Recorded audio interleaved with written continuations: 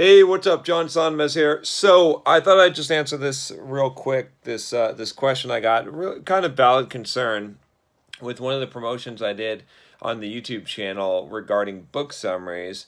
As you guys know, I've got a friend of mine, Manny from 2000 Books, that I've been promoting his book summaries, and some of you have been a little bit upset by that, saying, "Hey, reading books, doing summaries, that's not the same thing." So I just want to address that because I think there's some good points here. So someone had said, so I just got your email about 2000 Books guy with mental toughness. While I like the concept of what he's doing, doesn't it defeat the purpose if we purchase and watch his detailed view of a book instead of reading the book itself and getting our own interpretation and lessons from it? Which is a great question.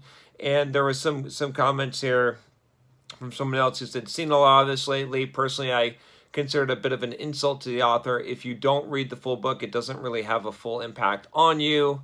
And then there's some talk about this being like scam artists who like sell these ideas, and they're scam artists like Ty Lopez. And so these kind of people are just trying to make a fast buck off of anyone that they can. So here's the thing. Okay, let's talk about this a little bit because there's some valid points here and there's some not so valid points. So ultimately, should you read information for yourself and, for example, books, and interpret them and get your own take from that rather than just taking the lessons that someone else has said? Of course, okay? And you should do this with everything that you get in life. But there's a couple of things here. So first of all, let's address kind of the idea of book summaries in general. I don't do a lot of book summaries because I read a lot of books, right? But here's the thing.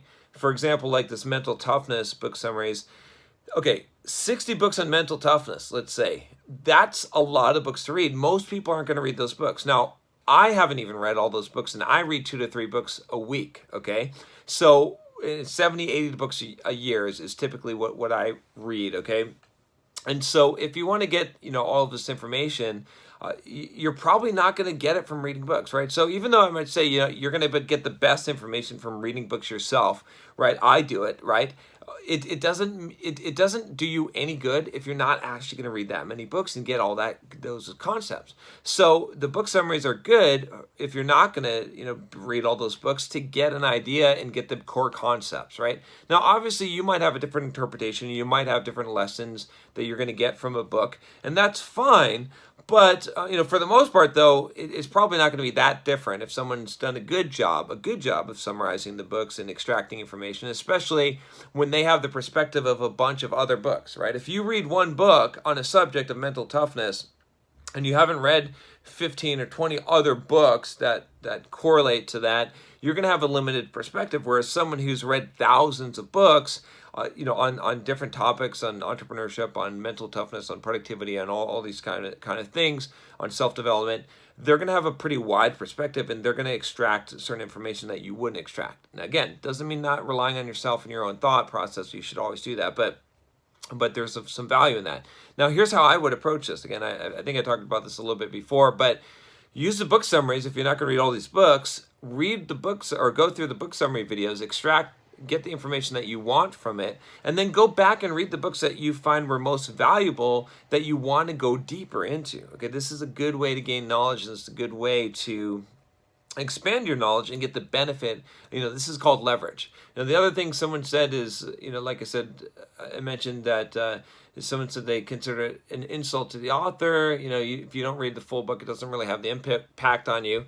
Here's the thing. You can't get caught up in the idea of a book, okay? So a book is nothing but magical by itself. Reading a full book cover to cover doesn't grant you some magic ability that getting the information from the book does or doesn't, right? You see what I'm saying? So the whole point is to get the information, to get the concepts, right? Now you can read a whole book and get that information, but if you can get that in a faster way without reading the whole book, what you're concerned about is the information, okay? Getting the actual information. Maybe there's something to be said about the experience of reading a book, which is fine, but ultimately we can't get caught up in how information is packaged, right? And we can't get caught up in this limited thinking that we have to read books cover to cover, because that's not true. What we want to do is we want to get the information and utilize that information in our lives. That's the most important thing that we're trying to accomplish here, not to check off our list that we read complete books. I get caught up in the shit myself. I'm like, oh, I got to finish this book. There's many times where I should have just put down a book rather than finish it because it wasn't that good of a book and I wasn't getting any value out of it. A lot of times I actually complete these books because I do reviews on them on this YouTube channel. So there's a lot of books that I would have aborted on early, but I decided to just finish out so I can actually give a real review on it. But I mean, these are good points, right? But again, like I said, with book summaries and stuff, I would say that the big benefit here is that if you're not going to be able to read all these books, it gives you the opportunity to get all that information. That's what you're after anyway. And then sort of get a sampling of the books to know which books you should actually devote the time to read. So for example, if you only have time or you're only going to read one book a month, that's only 12 books a year, you don't want to waste any of your time reading books that are not the most beneficial to you, right? So it might be better to get some book summaries, get a bunch of books, right? And then be able to basically be able to take that information and decide which books that you actually want to read, which of the 12 books that year that you're actually gonna dedicate and spend the time to reading. So, like I said, good points again, but I don't think that people are necessarily scam art. Again, the whole thing is like if you're extracting, if you're giving people value, if you're getting value, that's the key thing, is right. Again, don't worry about the packaging and how things are packaged. Worry about, are you actually getting value from things, right? So that's what's key. And I just want to remind you guys of that. Again, I fall prey to the same exact type of thinking. But, good questions. It definitely makes sense. All right, that's all I got for you today. If you haven't subscribed already, click that subscribe button below. And I will talk to you next time. Take care.